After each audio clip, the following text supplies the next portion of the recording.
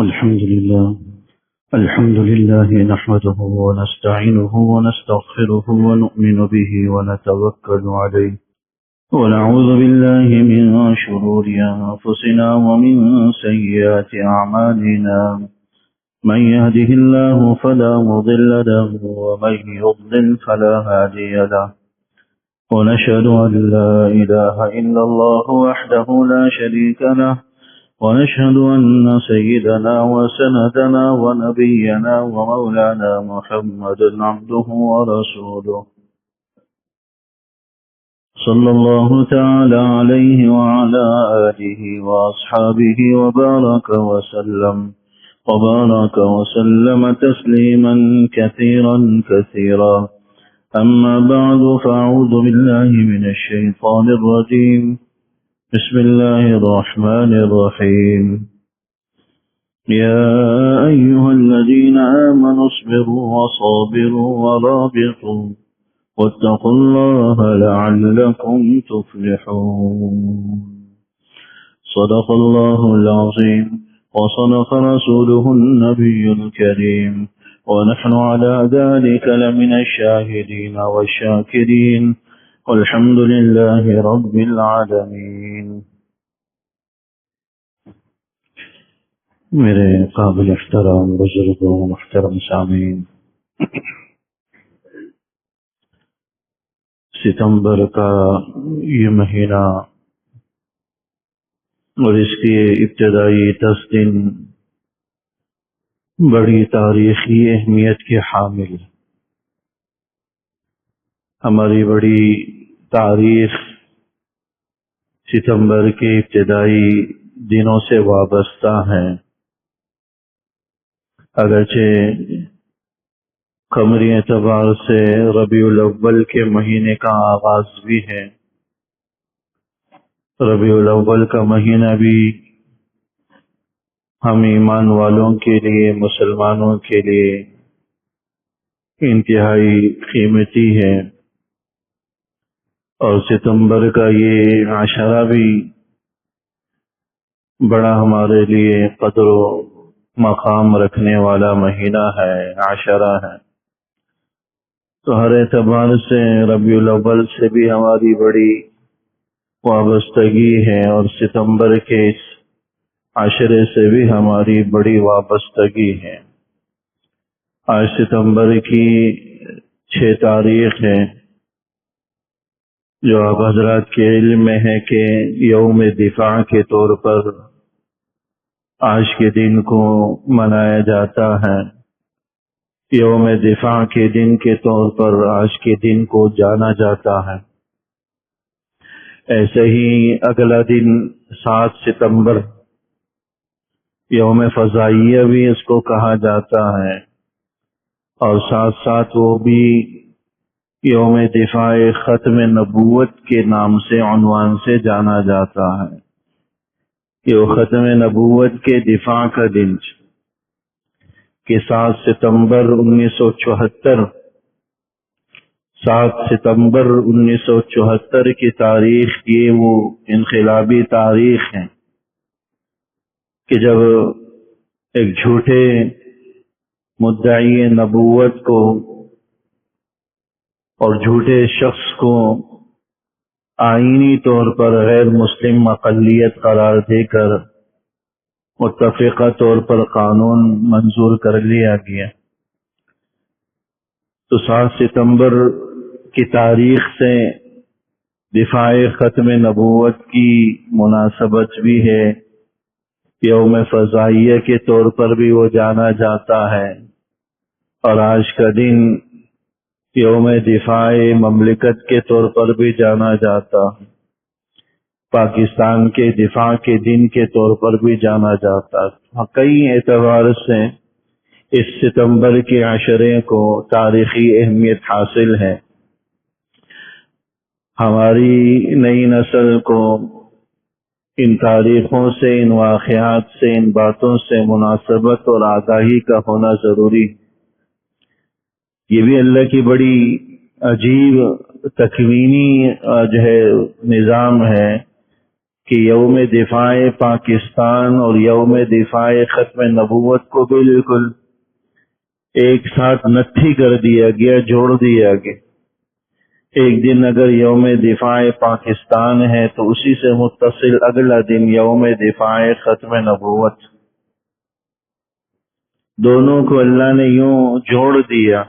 میں سمجھتا ہوں کہ یہ تکوینی طور پر اللہ کی طرف سے اشارہ ہے کہ اس مملکت کا وجود نبوت کے دفاع کے ساتھ، ختم نبوت کے دفاع کے ساتھ جڑا ہوا، بلکہ یہ ملک تو بنا ہی اللہ اس کے رسول کے نام پر بنا ہے، ان کے نام کی، ان کی عزت ناموس کی حفاظت کے عنوان پر بنا ہے۔ لا الہ الا اللہ کا نعرہ جو ہم لگاتے ہیں کہ پاکستان کا مطلب کیا، لا الہ الا اللہ، تو لا الہ الا اللہ محض ایک نعرہ نہیں، لا الہ الا اللہ ایک عنوان ہے، لا الہ الا اللہ ایک معاہدہ ہے، لا الہ الا اللہ ایک عہد ہے، لا الہ الا اللہ یہ ایک عقیدہ ہے جو ہمیں یہ بتلاتا ہے کہ دیکھو اس لا الہ الا اللہ کے نعرے کے تحت اللہ کی توحید کو بھی آپ نے قائم رکھنا ہے، اس کے اندر کوئی شرک نہیں آنا چاہیے، اللہ کے رسول کی عزت و ناموس کی بھی حفاظت یہ لا الہ الا اللہ کا تقاضا ہے، اللہ کے رسول کی نبوت کی حفاظت یہ بھی لا الہ الا اللہ کا تقاضا ہے، آپ کی ختم نبوت کی حفاظت یہ بھی لا الہ الا اللہ کا تقاضا ہے۔ اگر ان میں سے ایک بات کو بھی ہٹا دیا جائے تو لا الہ الا اللہ کا تقاضا باقی ہی نہیں رہتا۔ تو لا الہ الا اللہ ایک کلمہ نہیں ہے خالی، لا الہ الا اللہ ایک سطری جملہ نہیں ہے خالی، ایک باقاعدہ معاہدہ ہے، ایک ایگریمنٹ ہے، ایک عہد ہے، میثاق ہے جو ہمیں بہت ساری چیزوں کے ساتھ جوڑ دیتا کہ اللہ کی وحدانیت کو بھی ماننا ہے، اللہ کے رسول پر بھی ایمان لانا ہے، کتابوں پر بھی ایمان لانا ہے، اللہ کے رسول کی ختم نبوت پر بھی ایمان رکھنا ہے، آپ کی عزت و ناموس کی بھی حفاظت کرنی ہے۔ یہ سب چیزیں لا الہ الا اللہ کے تحت آتی۔ تو پاکستان کا مطلب کیا، لا الہ الا اللہ کا نعرہ لگا کر ہم یہ سارے معاہدے کر رہے ہوتے ہیں کہ ہم نے اللہ کی ذات کی کے ساتھ بھی کسی کو شریک نہیں ٹھہرانا، اللہ کی وحدانیت کی بھی حفاظت کرنی ہے، اور رسول اللہ صلی اللہ علیہ وسلم کی نبوت اور آپ کی ختم نبوت کی بھی حفاظت کرنی ہے۔ اور اللہ جل شانہ نے ان دونوں کو ایک ساتھ جوڑ دیا۔ وہ نعرہ بھی جڑا ہوا تھا، پاکستان کا مطلب کیا، لا الہ الا اللہ، یہ دن بھی آپس میں جڑے ہوئے ہیں، 6 ستمبر اور 7 ستمبر کے دن۔ تو تکوینی طور پر اللہ ہمیں یہ سمجھانا چاہ رہا ہے کہ دیکھیے اس ملک کا وجود کسی نعرے کے ساتھ جڑا ہوا۔ آج ایک بڑا فتنہ اس عنوان سے بھی اٹھ رہا ہے کہ لوگ اس نعرے کو تبدیل کر کے پاکستان کا مطلب کیا، الف با پا، اس قسم کا نعرہ بنایا جا رہا ہے۔ یعنی تعلیم پاکستان کے وجود کا مقصد اور پاکستان کے وجود کا مطلب تعلیم کو قرار دیا جا۔ تعلیم کی افادیت اپنی جگہ مسلم، اس کی کتنی دین کے اندر اہمیت ہے فی الوقت اس کے سمجھانے کا موقع نہیں ہے، لیکن اتنا ہی ذہن میں رکھ لیجئے کہ جو پہلی وحی نازل ہوئی ہے، پہلی وحی جو اللہ کے رسول پر نازل ہوئی ہے وہ اقرا کی وحی تھی، تعلیم قرآن کی وحی تھی، تعلیم کی وحی تھی، اقرا پڑھو، اقرا پڑھو، تعلیم کی وحی ہی پہلی وحی ہے ہماری، وہ نماز کی نہیں تھی، روزے زکوٰۃ حج کی نہیں تھی۔ تو اس لیے اس کی اہمیت سے انکار نہیں کیا جاتا، لیکن اس سب سے بھی بڑھ کر ایک چیز ہے، تعلیم سے بھی بڑھ کر ایک چیز ہے، بلکہ ہر چیز سے بڑھ کر ایک چیز ہے، ہماری زندگیوں سے بھی بڑھ کر ایک چیز ہے، وہ ہمارا ایمان۔ لا الہ الا اللہ کا نعرہ ہے، اگر ایمان نہ رہے نہ ہماری زندگیوں کی کوئی اہمیت۔ ایمان نہ رہے کسی سرزمین کی کوئی اہمیت نہیں رہتی میرے دوست۔ اللہ جل شانہ نے واضح فرما دیا کہ وما خلقت الجن والانس الا لیعبدون، کہ ہم نے انسان اور جنات کی جو تخلیق کی ہے وہ ہم نے محض عبادت کے لیے کی ہے۔ جب ہماری تخلیق کا پیدائش کا مقصد ہی ایمان ہے، اس مملکت کے قیام کا مقصد بھی ایمان ہے میرے دوستوں، مقصد تخلیق انسانی بھی ایمان ہے، اس ملک کی وجود میں لانے کا مقصد بھی ایمان ہے، تو دونوں ایمان کے ساتھ جڑے۔ ایمان نہ رہے نہ مملکت رہتی ہے، نہ انسانی وجود کی کوئی اہمیت رہتی ہے، اللہ کے نزدیک وہ محض خس و خاشاک کی طرح ہو جاتے۔ تو دونوں چیزیں ایک دوسرے کے ساتھ لکھی ہیں، جڑے ہوئے ہیں، دونوں کی حفاظت ہمارے دین کی، ہمارے ایمان کی حفاظت۔ افواج پاکستان کے موٹو کے اندر یہی لکھا ہوتا ہے کہ 3 چیزیں ایمان ہے، تقوی ہے، جہاد فی سبیل اللہ ہے، یہ ان کا عزم و نعرہ ہے۔ تو جب تک اس مملکت کے سپاہی، اس مملکت کے افراد، اس مملکت کے لوگ انہی تینوں کے ساتھ جڑے رہیں گے، ایمان کے ساتھ جڑے رہیں گے، جب ایمانی حرارت رہتی ہے تو اللہ ایسے واقعات پیدا کرتا ہے جو 6 ستمبر کو وقوع پذیر ہوئے۔ بے سر و سامانی کے باوجود بھی اللہ نے اپنے سے کئی گنا طاقتور دشمن پر فتح و کامرانی نصیب فرمائی۔ اللہ کے یہاں فتح و نصرت کا وعدہ وسائل اور اسباب پر نہیں رکھا گیا، اللہ جل شانہ کی طرف سے فتح و نصرت کا جو وعدہ ہے وہ ایمان کے ساتھ جڑا ہوا ہے، تقوی کے ساتھ جڑا ہوا ہے، جہاد فی سبیل اللہ کے ساتھ جڑا ہوا ہے، اللہ جل شانہ اور اس کے رسول پر ایمان لانے کے ساتھ جڑا ہوا۔ اِنَّا لَنَنصُرُ رُسُلَنَا وَالَّذِينَ آمَنُوا فِي الْحَيَاةِ الدُّنْيَا، ہم اپنے رسولوں کی مدد کریں گے، وَالَّذِينَ آمَنُوا، اور ان لوگوں کی مدد کریں گے جو ایمان لائے۔ ایمان والوں کی مدد کا اللہ نے وعدہ کیا۔ تو جب تک ایمانی حرارت رہے گی، ایمانی صفت رہے گی، ایمان دلوں کے اندر رہے گا، اللہ کی طرف سے فتح و نصرت کا وعدہ ہے۔ اللہ جل شانہ فتح نصرت کے مناظر، مظاہر، مشاہدے ہمیں دکھلائے گا، اور جو ہے من جانب اللہ ایسے اسباب پیدا ہوں گے کہ بے سر و سامانی کے باوجود بھی اللہ بڑے سے بڑے دشمن پر فتح و نصرت عطا فرمائے۔ لیکن اگر یہی ایمانی دولت کو باہر کر دیا جائے، ایمانی دولت کو ختم کر دیا جائے، تو نہ اللہ کی طرف سے فتح و نصرت کے وعدے ہیں اور نہیں اللہ کی طرف سے ایسے عجائب قدرت دیکھنے کو ملیں گے جس سے فتح جو کامرانی نصیب ہوتی ہے۔ اسے 6 ستمبر کا دن ہو یا 7 ستمبر کا دن ہو، ہمیں اس حقیقت کو جاننا ہے کہ یہ سب ہمارے ایمان کے ساتھ جڑے ہوئے ہیں۔ مملکت کا دفاع بھی ایمان کے ساتھ جڑا ہوا ہے، اور 6 ستمبر 7 ستمبر یوم دفاع ختم نبوت یہ بھی ہمارے ایمان کا حصہ ہے۔ وہ تاریخ آپ حضرات کو یاد رکھنی ہوگی، 7 ستمبر 1974 کی تاریخ، وہ تحریک شروع کرنے والے جس تحریک کا آخری رزلٹ غیر مسلم اقلیت کی صورت میں نکلا، قادیانیوں کے، وہ تاریخ کا آغاز اگرچہ بہت پہلے سے چل رہا تھا، لیکن اس سلسلے کو شروع کرنے والے کالج کے چند طلباء، اللہ جب دین کا کام لیتا ہے تو انہیں دیکھتا کہ وہ مدرسے کے طلباء ہیں کہ کالج یونیورسٹی کے طلباء ہیں۔ دین کا کام اللہ کسی سے بھی لے لیتا ہے۔ اللہ جل شانہ ہر زمانے میں اپنے دین کے محافظوں کو پیدا کر دیتا ہے۔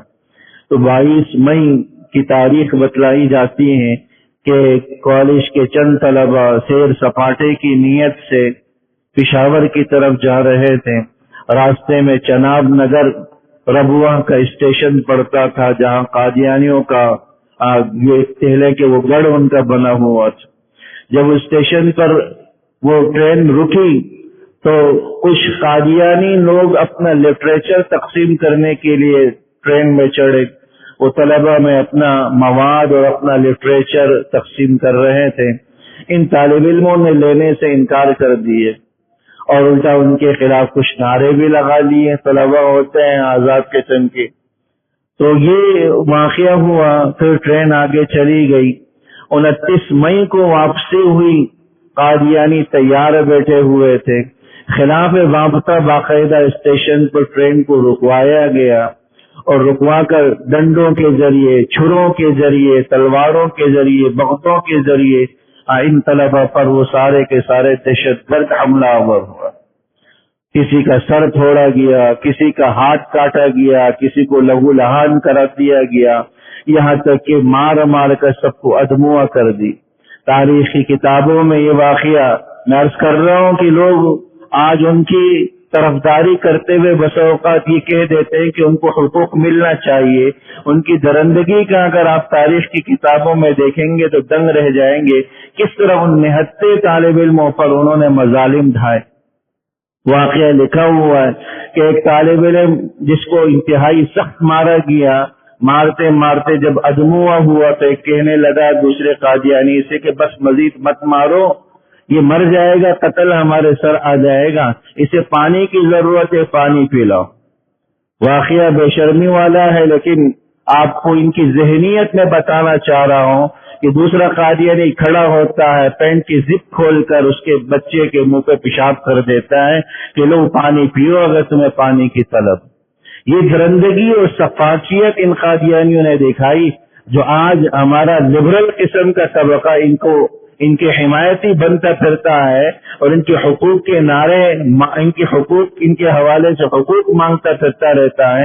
ان کی یہ درندگی اور سفاکیت نظر نہیں آ رہی، جو جانوروں سے بھی یہ بدتر قسم کا معاملہ انہوں نے ان نوجوان طلبہ کے ساتھ، کالج کے طلبہ کے ساتھ کی۔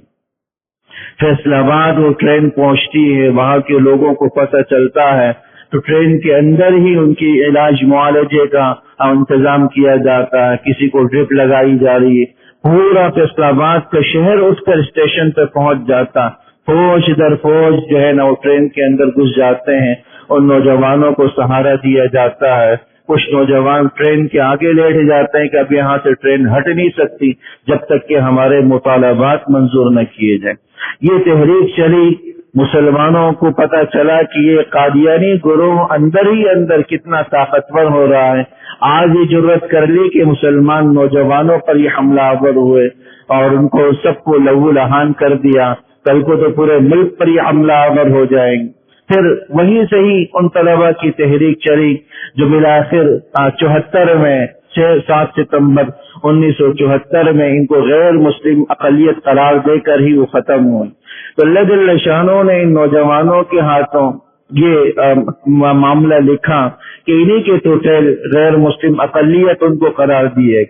میں نے اپنے پچھلے ایک بیان کے اندر واضح کیا تھا کہ عام غیر مسلموں اور قادیانیت جو غیر مسلم اقلیت ہے ان کے درمیان بنیادی فرق کیا ہے۔